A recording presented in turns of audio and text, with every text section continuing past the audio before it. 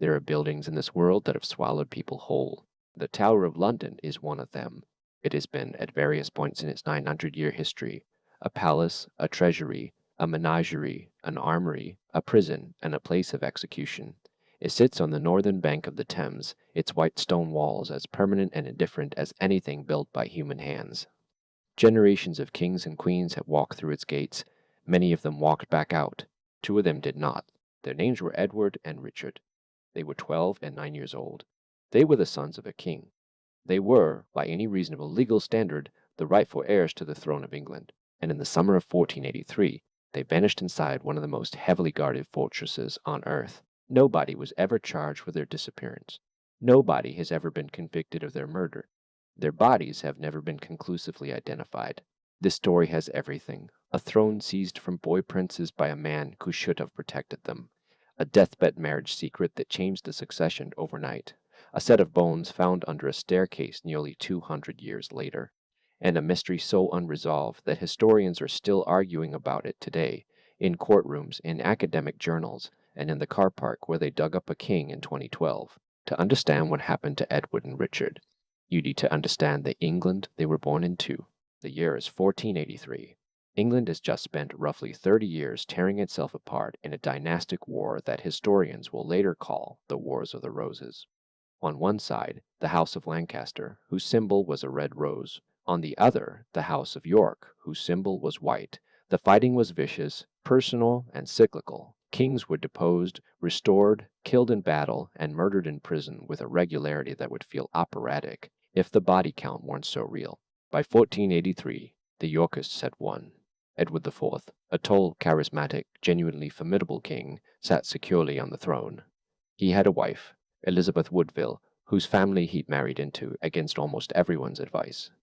He had two sons, Edward, born in 1470, and Richard, born in 1473. He had daughters. He had allies. He had, by all appearances, secured the succession.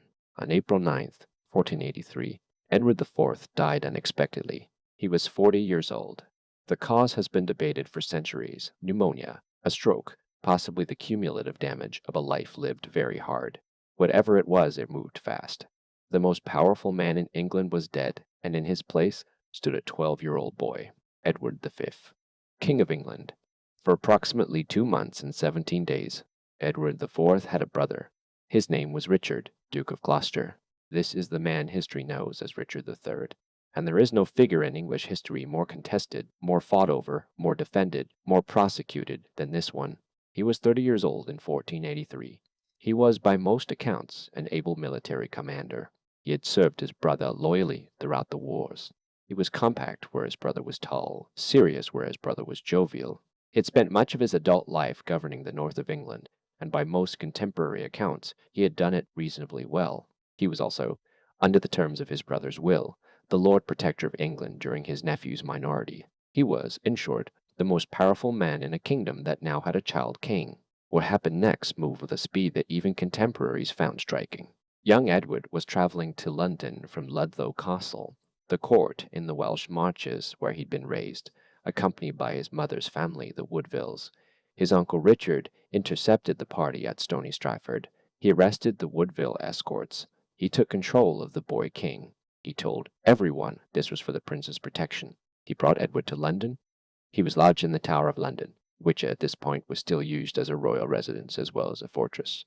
This was not unusual. Monarchs traditionally stayed there before their coronations. The coronation was scheduled for June 22nd, 1483. It never happened. A few days before the scheduled coronation, a man named Robert Stillington, the Bishop of Bath and Wells, came forward with a claim. He said that Edward IV's marriage to Elizabeth Woodville had been invalid, not because of anything as simple as adultery or incompatibility, because according to Stillington, Edward IV had already been secretly married to another woman before he married Elizabeth, a woman named Eleanor Butler. If this was true, and this is the crucial thing, then every child born to Edward IV and Elizabeth Woodville was illegitimate. The princes, the princesses, all of them. Richard, Duke of Gloucester, accepted this claim. Parliament was convened. A document called Titulus Regius, royal title, was drawn up, formally declaring Edward IV's children illegitimate and Richard the rightful heir to the throne. On July 6, 1483, Richard was crowned King Richard III of England. By this point, young Edward had been joined in the Tower by his younger brother Richard, Duke of York, who had initially been in sanctuary with his mother, but who had been persuaded, through a mixture of legal pressure and assurance, to leave and join his brother.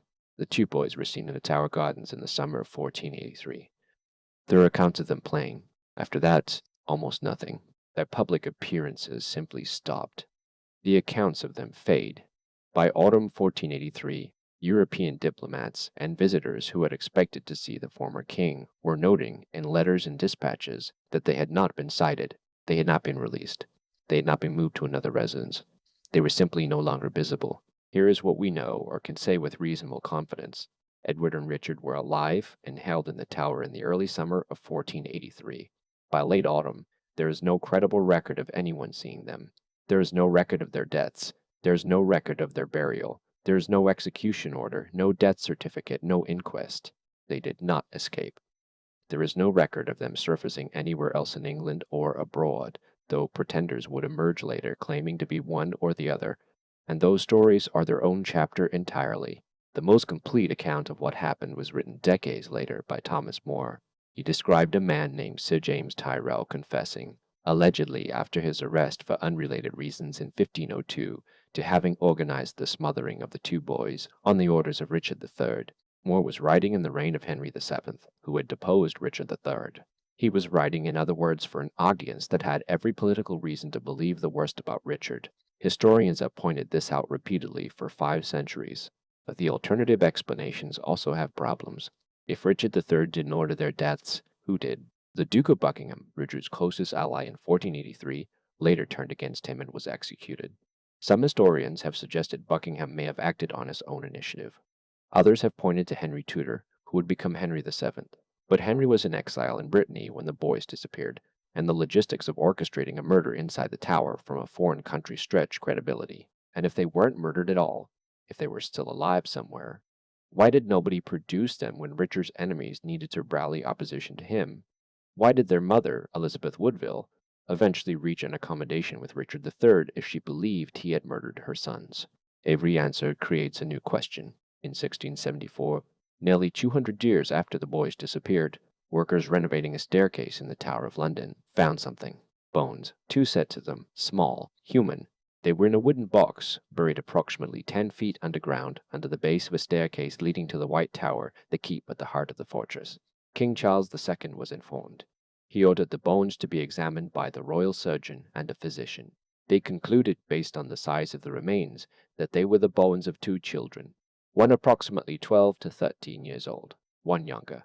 Consistent, in other words, with the ages of Edward and Richard when they disappeared. The bones were placed in an urn. They were interred in Westminster Abbey in a white marble tomb commissioned by Charles II. An inscription attributes them to the murdered princes, and there they have remained. The problem is that the bones have never been scientifically tested. A request to conduct DNA analysis made in the 1930s, and again more recently, has been refused by the relevant authorities because the remains are in a royal burial site and would require permissions that have not been granted. We do not know if those bones belong to Edward and Richard. We do not know how old the bones actually are. We do not know the sex of the individuals. We have a 17th century anatomical assessment and a marble inscription, and nothing more. 5 centuries of investigation have produced 4 serious suspects. Richard III, the man with the most immediate motive, the means, and the opportunity.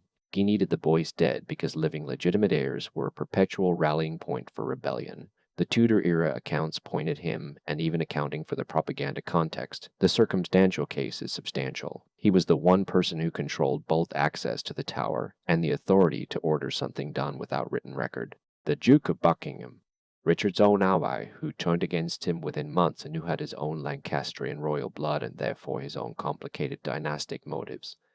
There are historians who believe Buckingham may have acted independently, possibly in the belief that removing the princes would destabilize Richard and open the way for his own ambitions.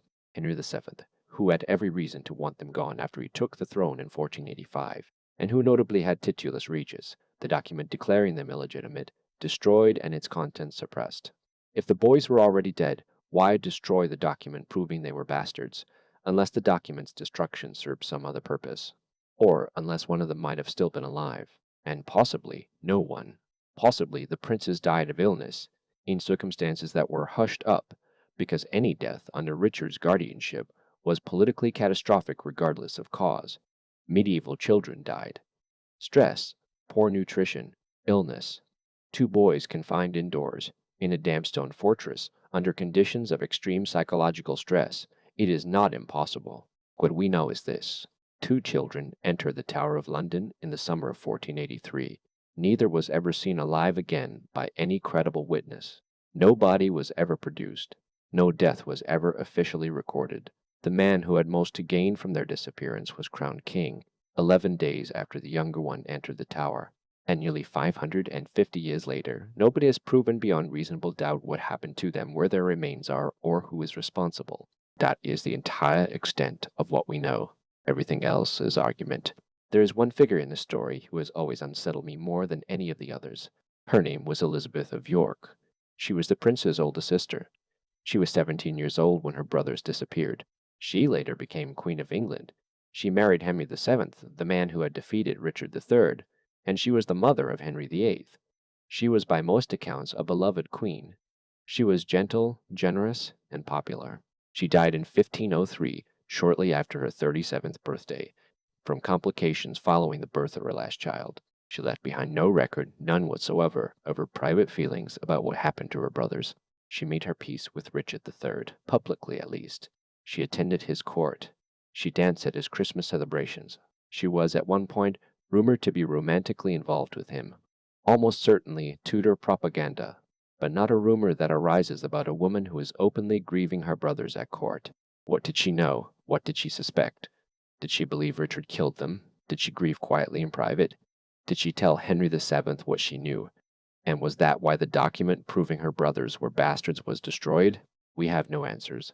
Just a silence that has lasted 500 years, and a woman who navigated one of the most dangerous positions in English history without writing down a single word that tells us anything. The Princes in the Tower are one of the oldest cold cases in English history. They have been debated in mock trials, academic conferences, and popular history books for half a millennium.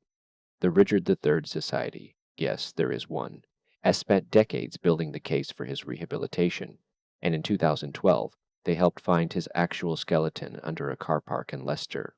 That skeleton was tested. We know what Richard III ate. We know the curvature of his spine. We know the wounds that killed him at the Battle of Bosworth Field. We know more about Richard III dead than we know about what happened to those boys alive. There have been repeated requests to have the Westminster Abbey bones DNA tested. The science exists. The technology exists. A match could be attempted against known royal lineages. Elizabeth II was a direct descendant of the relevant families. Her death in 2022 did not end that lineage. It continues through the current royal family. The permissions have not been granted, which means the official position of the United Kingdom, as of today, is that there are bones in Westminster Abbey inscribed as the princes in the Tower, and those bones have never been verified to be who they say they are. Two children, 12 and 9, inside a fortress. In the summer of 1483, they never come back out. If this is the kind of story you want more of, royalty, murder, the ones history chose not to remember, there's a whole backlog here. No pressure. Watch what calls to you.